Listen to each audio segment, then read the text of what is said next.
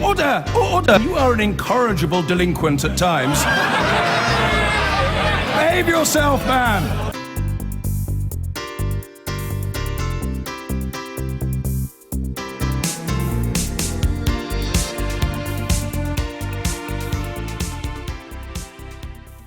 Now, I said earlier on that the NHS crisis was all over the paper, so let me demonstrate. Sunday Mirror, flawed NHS, a picture of a little girl there sitting on the floor of a ward. Mail on Sunday says, in a poll, 78% of people would back cutting foreign aid in order to fund the NHS better. And then there's the Observer Health Service in crisis. Now cancer operations are being cancelled, it says. The other big story, I think, is Brexit. Sunday Times has gone on a Trump-Putin summit as their splash, but they have a story here. Theresa May calls for a clean and hard Brexit. And what they say there is that on Wednesday she's going to say that we're going to leave both the customs union and the single market, or at least indicate that. And if you doubt the Sunday Times, not that you would, there's the Sunday Telegraph, May's big gamble on a clean Brexit, they call it. Of course, the word ahead of Brexit, the adjective, is now always propagandistic. It's clean, it's soft, it's hard, it's brutal, it's pink, it's oatcake flavoured, it's whatever you like. So let's go to the papers. Where are we starting? Are we starting with Brexit? Yeah, and I think what's really interesting about the Sunday Times front page is that it captures just how much hardball Theresa May is going to play next week on Tuesday when she makes this big speech on Brexit. It's very unusual to have politicians talking about the pound, but here we have number 10 briefing. There could be a market correction in the wake of the speech. The pound going down. The pound going down. They're already bracing us for what's going to happen in the wake of it. And also, David Davis has written in the Sunday Times something very significant, talking about a transitional deal. If it proves necessary, we have said we'll consider time for implementation of new arrangements. So this shows it's not just about hard Brexit or soft Brexit. It's about whether it's a quick or a slow Brexit. And so it looks like a bit harder but a bit slower, seems to be the message. Exactly. And let's be clear, Aisha, this is not really surprising that Theresa... I mean, if she said all the way through that we have to have control taken back over immigration, that means leaving the single market. So that's not a surprise. And if she wasn't going to leave the customs union, then she wouldn't have set up an entire department to do international trade duties under Liam Fox. So nothing is surprising, but it's still quite a moment.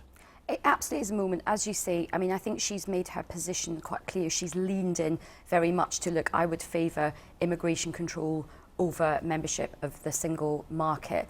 But look, we talked about the adjectives that people use, and I think that's what the country, that was a signal that the country gave her, and I think that's why she's going with it. But don't forget what Philip Hammond said as well. He said people didn't vote for Brexit to be worse off. So I hope that we will not have a broke Brexit or a breadline Brexit at the end of all of this. Well, there's a very interesting news story in Welt am Sonntag, not our usual Sunday reading, a German Sunday newspaper, in which Philip Hammond is quoted saying that if we don't get the market access we want, then we'll have a different economic model, by which he seems to be slashing corporation tax and doing a low tax island off the continental system. So that is, in a sense, that's the threat he's holding over the European And that's leaders. the worry, obviously, of a lot of people who voted Remain, is that actually we could see a cliff edge and there could be a real problem. Of course, when Theresa May just sneezes about hard Brexit, the markets catch a cold. So we'll see what the reactions are going to be on Tuesday. But people Esther, you've chosen the Sunday Express. Yes, May's Brexit battle plan. But it is living up to the expectations and the votes of the British public, who said Brexit. There was no hard, there was no soft, there was no red, white and blue. It is just Brexit. These different sort of adjectives have been brought about fundamentally by people who wanted to remain, and that wasn't what the British public want, which was control over borders, so there wasn't free movement. They didn't want to pay into a system they didn't think was working, and they also wanted control over the laws. So what she is doing is delivering as best as possible, because she said it's the best deal for the UK. And interestingly, the EU don't recognise the term single market. It's known as the internal market. So I think that in itself says if we're not going to be an internal part of this system, we're not going to be a part of the single market. But what we're looking for is no tariffs. That's what we want. We want the best deal for the UK and to live up to what all those millions of people came out and said we want for the UK. And yet, in terms of what people really voted for, Aisha, there's a poll which has suggested that if people think they're going to actually be worse off in any way at all, they don't want to leave. I mean, if you want, inevitably, I guess people want everything. Want to be richer and outside. The doomsday scenarios, and a lot of that have now been sort of recalibrated, blown away. We've heard that even the sort of chief economist for the Bank of England said we've had the Michael Fish moment. We got that wrong. This isn't happening. You've seen FTSE 100 going up. You've seen employment still going up. You've seen the fact that growth was still the best in the G7 on growth. So all these doomsday scenarios are not the case. Yes, there will be an adjustment. Yes, we know the pound might have to stabilise or whatever terms feel best. But at the end of the day, yes, but we know there will be a sort of a recalibration, but at the end of the day, it will be positive for the UK because we're an international country. We've got to look to the world. Ayesha. We all hope that it will be positive, and we've got to try and make this work to the best we can. But don't, in the same way that you would say to Remainers, accept the result. I think it's acceptable for the other side to understand people do have some anxieties about the prospects of this country. It's not a bad thing to worry about people's... You've chosen a story in The Observer there, Yeah, Ayesha, so Keir Starmer, who is Labour's Brexit spokesperson, has written, and he obviously accepts that this is coming forward, but he wants some particular conditions to be met. He wants there to be some guarantees given before Article 50 negotiations begin, and also he wants some certainty for the 2.5 million EU citizens that currently reside in the UK. But look, the Labour Party has also got to get its act together in terms of Brexit and what our position is. Brexit is happening.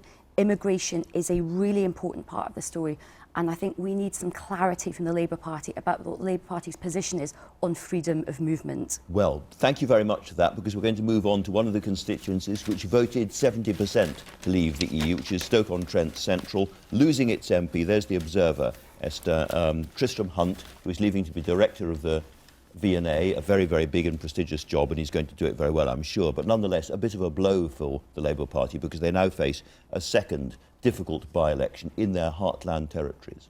I mean, this has to be a headache for Labour, particularly sort of Corbynista Labour. You've got, as you say, two by-elections here, two moderate Labour MPs leaving. But as I looked at it sort of strategically on a bigger picture, I guess moderate Labour have never known how they're going to seize back control of their own party as they see it. They tried to do a leadership bid, it didn't happen. Jeremy Corbyn was voted back with a greater amount. So how are they going to do it? And what you're going to see is, one by one, these moderate Labour MPs saying, well, we might not survive because boundary changes could have got rid of Tristram, or deselection threats could have got rid of Tristram. So if they, one by one, start moving out like this is a form of destabilisation, so that as moderate Labour feel... A creeping general election, as it were, bit by bit. On the other hand, you could say that in this particular seat, UKIP and the Tories are almost second equal behind Labour. It's a very interesting question for the Tories. Do they fight the seat very, very hard and help Labour, in a sense, by keeping UKIP down, or do they stand back a bit and let UKIP try to win the seat? Well, UKIP came second to this seat, anyway. I think it's interesting in this newspaper article that a lot of people there who are all Labour voters, strong Labour area, did not vote enthusiastically at all for Labour in 2015. Only a 49.9% turnout. They were saying they just didn't want to vote for the Tories. But their Tristram Hunt has been described as the least popular MP in the House of Commons based on the actual number of people who voted for him. So in this instance, I wouldn't have the Conservative Party in second place. I would have UKIP, who would be the main threat here. Paul Nuttall, the leader, I think it would be a good seat for him to go for. Well, that'd be a heck of a story if Paul Nuttall took Stoke-on-Trent. Well, I think that will. If I was Paul Nuttall, this is the seat I would be going for. This is where I would be putting all my ammunition, and that could be a possible win and a terrible loss for Labour. So Esther said just now that this could happen again and again, and Paul, you've got a story in the Sunday Times suggesting that very same thing, but I think a little bit thin on detail, if I may say so. It is a bit. I mean, it's a great headline. Dozens of MPs are ready to flee Corbyn and have many, many more by-elections. However, I mean, my understanding of the PLP is that at least maybe, possibly, maximum of two are going to possibly really walk. What's interesting about this is Jeremy Corbyn, you're going to interview him later, is going to address the Parliamentary Labour Party tomorrow night on Monday to start off the new year, his new message. And it'll be interesting to see just the mood there, because previously, a year ago, that was Monday night was fight night. Whenever you went, the Labour MPs were really having a pop at Jeremy Corbyn. The mood has changed, and also don't forget Tristram Hunt and Jamie Reid, who have both decided to leave Westminster, have left on good terms. They've left not having a pop at Jeremy Corbyn. No, they Why? haven't. Because the Blairites and the centrists in the party don't want to be blamed for the poor state of the party in the polls. They say, look, let Jeremy be Jeremy, let Corbyn be Corbyn, and let him stand on his own 2 feet and see what the public think about it. OK. Aisha, let's move on to the other really big story of the day. As I said, NHS absolutely everywhere. A lot of people will wonder, is this a real new crisis? Because we read this kind of stuff week after week, month after month. Well, I think it is a crisis. There's a very powerful story and picture on the front page of the Sunday Mirror, as you said, about a little girl who's been lying on the floor for 8 hours. And in the inside pages, we have Jonathan Ashworth, the Labour health spokesperson, saying that there is a crisis and that the Prime Minister is denying it. Look, the health service is always stretched. No matter how much money you put into it, there's always issues. But there's some things we have to look at.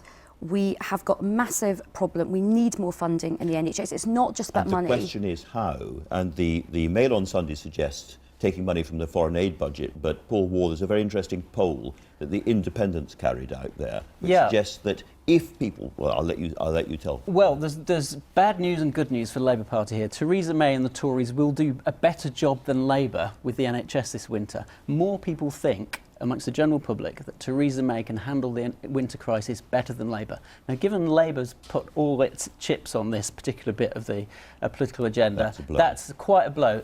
What's good news is that 47% of the public agree with the Red Cross as a humanitarian crisis, but opposition really is about responding to crisis and coming up with their own really solutions. Interestingly, when people are asked how would we fund the NHS crisis, a majority of people say that if we had a hypothecated tax, that is an extra tax specifically for the NHS, they would pay more tax to save the NHS. Yeah, and I think whether we believe them or not is another question. That's what they say. I think different people have said they'd choose for it to be paid for in different ways, but what you have seen is that the budget has gone up from 100 billion in 2010. It's now 116. It will go up to 129 billion by 2020. So you've got to say, how are we best to pay for this? Is it going to be because people are realistic, they know there's only a certain amount of money in the sort of budget, and is it going to now come from foreign aid? Because we all believe that we've got to see a better service. I'll be talking about this with Jeremy Corbyn in a moment. We're almost out of time, but Aisha, I want to talk about your Trump story before we finish.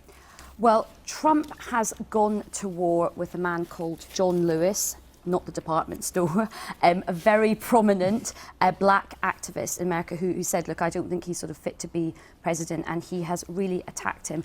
And I think as we look ahead to the inauguration, we're all agog as to see what he's going to be, but I think we mustn't underestimate how worried people are in America about the clock being turned back on things like racial inequality, civil liberties, human rights, women's rights. So I think that's something that people are very, very worried about. And, you know, I really, really hope that he doesn't, you know, he is a man with a big fat ego and a very thin skin. And I hope that when he's president... Well, there's a lot more. If you're interested in Donald Trump, there's a lot about Donald Trump and the spy and all the rest of it throughout the papers. But we have run out of time. Thank you all very much indeed. Well, joining us to talk about the biggest stories in today's papers are the journalist Carol Malone, businesswoman Jess Penny, and the columnist and author Owen Jones. Hello to all of you. Hello. Good to see you. First, let's take a quick look at what is on the front pages of the papers today. Brexit is dominating, as you would imagine, with the Sunday Telegraph leading on Theresa May's decision to back a clean Brexit. The paper calls it a big gamble by the Prime Minister. The Sunday Express says that the Prime Minister will take the fight to the EU by announcing an end to free movement as a red line for negotiations. The Sunday Times, meanwhile, claims that Donald Trump wants a meeting with Vladimir Putin in Iceland, emulating Ronald Reagan and Mikhail Gorbachev's summit back in 1986. British government officials fear that this could leave Britain out in the cold. Several papers focusing on the NHS today, as you'd expect as well. The Sunday Mirror leads on what it calls the hospital shock, with claims a 2-year-old girl was forced to wait on a hospital floor for 8 hours. The Observer says that cancer is being cancelled by hospitals with growing regularity as the crisis in the healthcare system intensifies. The Mail on Sunday says voters want Britain's foreign aid budget to be cut in order to spend more money on the NHS. They say 78% of voters would favour reallocating the £12.4 billion fund. The Sunday People says police are widening the search for people who visited George Michael's house before his death. And finally, the Daily Star on Sunday claims that SOA murderer Ian Huntley wants a sex change on the NHS. Wow. So there you go. Well, let's start off with some of the stories that you've selected. NHS, obviously, a really big one. Owen, I think you were looking at the front page of The Observer. Absolutely. Well, this is the big issue, of course, of our time. Health service in crisis, now cancer ops are cancelled. So patients with cancer having their operations cancelled by hospitals with increasing regularity. Now, look, I've got relatives, loved ones with cancer. I'm sure many people watching have cancer or have relatives in the same situation. This is our proudest national institution, and it has been underfunded in an act of vandalism, frankly, by this government. Longest squeeze in funding since the 1940s. Policies of privatisation, as well as cuts to local care budgets, which are putting huge pressure on the National Health Service. Yes, in winter, of course, you get an uptick in the number of patients coming to the NHS, but it's scandalous in one of the richest countries that has ever existed that our NHS has been plunged into a humanitarian crisis, as the Red Cross says, and that's due to government policy. I'm sure Carol will. Well, yeah, I do. I'm coming in. What I said. Because I don't think it hasn't been underfunded. The NHS has had more money spent on it this year than it ever has before. Simon Stevens, the boss of the NHS, asked for $8 billion extra, and he got it. No, he didn't. He said he didn't get the money he wanted. Well, he's getting it. It's coming. But the bottom line is, we can throw as much money as we want at the NHS. It's not going to work. Tony Blair, when he was in power, he doubled the amount of funding to the end. It doesn't make any difference because the model is wrong. The model needs changing. It did make a difference because satisfaction with the NHS, there was lots they did wrong with the NHS incidentally themselves, but satisfaction actually massively surged during that period. Yes, so I think I'm going to break it up between you two for a moment. Jess, what's your view here? What's your take on the NHS? Does it need more money or not? Oof. I mean, I really see things from a business perspective. So obviously in terms of the news today, I'm really focused on Brexit and that side of things. But yeah. Tough one with the NHS. Yeah. It's interesting because the Sunday Mirror has done a poll today, a Comres poll, which is shared with The Independent, and it's talking about how 71% of people say they are very satisfied with the treatment they get at on the NHS. How does that marry with what the Red Cross says, which is that we have a humanitarian crisis? If we have a humanitarian crisis, why are people satisfied with the NHS? I find that a bizarre thing. Because this winter crisis has only just kicked in. We have a winter crisis every year. No, but this is a particularly acute crisis. Now, obviously, most people out there, thankfully, aren't spending lots of the time at the NHS. It's the people affected, the people with cancer, elderly patients, for example, people who have sudden emergencies. Now, when you have people, and you'll know people, we've all known people with cancer, it's a deeply stressful period to go through. The idea of waiting for an operation, having them cancelled, and not getting the treatment we need, we're very rich. You just said it. We have a huge love, a huge affection for the NHS in this country, and we really want it to work. And like you said, we all have someone who has been saved by it. But the bottom line is the model doesn't work. It does work. No, it doesn't. How can it work? I can't see you two agree on this. How can it work for the next half an hour? Humanitarian well, we could be like the United States and spend twice as much more money and be far more inefficient. Can I just say, profiteering companies. Go to countries in Europe that have the same amount of money spent on them as we do, and they are not experiencing the problems we have because they are using their National Health Service better, and it just works better. Ours doesn't work. The model of having a publicly run service works, but if you underfund it and it's also more money than more ever before is now privatisation. being spent. I've got a sense that we're not going to agree here. No, nearly there. We're so close, Carol. I'm not sure you're going to persuade the other one, I'll be honest. I'm keen to talk about Theresa May's calls for what the Sunday Times is describing as a clean and hard Brexit. Are we finally going to be starting to get a bit more details on what Brexit means? Jess, what's your view? Yeah, it looks like we're going to be pulling out of the European Customs Union. Now, we run a family-run manufacturing business called Penny Hydraulics. We manufacture all different types of machinery. We've been doing that for 38 years. And I'm a third-generation family member, so I'm really focused on helping that business grow. You know, we've had consecutive record years. We've just invested £1.5 million in a brand new facility. So how do you think it's going to impact your business then if we come out of the customs union and the single market? Yeah, well, 15% of our turnover is thanks to EU exports. So it's a significant chunk of our turnover and revenue. Now, when we send our machinery out to those other EU countries, it's as easy for us as it is sending something to Manchester or London.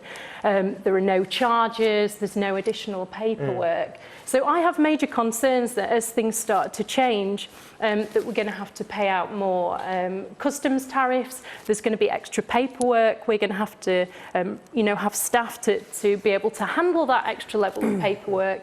And obviously, if we're paying charges, we don't feel that the market is going to stand you know, an extra increase. But don't you think what Mrs May is going to be doing on Tuesday in this speech, she's actually going to end the uncertainty, and surely uncertainty for you has to be worse than the practicalities of what's going to happen in any deal we have. Because I think lots of businesses all over the country are crippled by, they don't know what to do next because of this uncertainty. And I welcome what she's doing, and I actually welcome the fact she's going to do this hard Brexit, because as Mrs May said last week when she was on here, you can't, if we are leaving the European Union, you can't choose to stick it with bits of it. We deal with this on a day-to-day basis, and you know, we've had to deal with the fluctuations in exchange rates. All of our imported parts have gone up dramatically in price. Since coming back in January, we've had a letter from pretty much every UK supplier saying they're putting up their prices by a flat rate of 8%. That seems to be the standard. Now, we don't feel we can get away with rising the price of our products, so we're sticking with our prices. We're just rising by a small amount, 2%, in line with inflation. And we need all the help we can get. We do not want to have, you know, if we're paying extra charges. Just on that, look, we voted to leave the European Union, but if you look at the polling, over half of people who voted to leave said they won't want to pay an extra penny or lose an extra penny, even if that means reducing immigration. Now, this is a siren call, a warning that people watching have to listen to. You know, the way of looking at the single market, someone described this to me, I think it's very effective. It's like having a supermarket, a big shopping centre next door, where you can just walk in with your goods and sell them.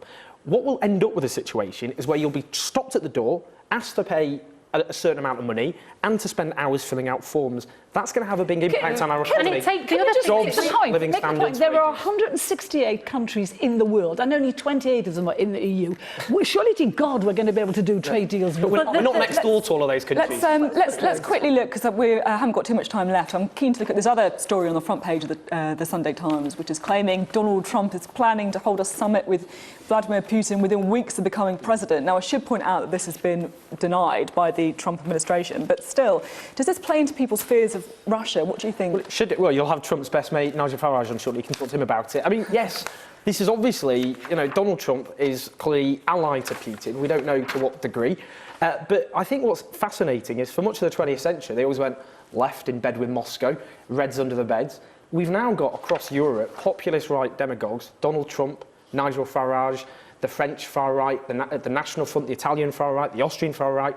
They all look to Putin, and he's having, obviously, a big impact.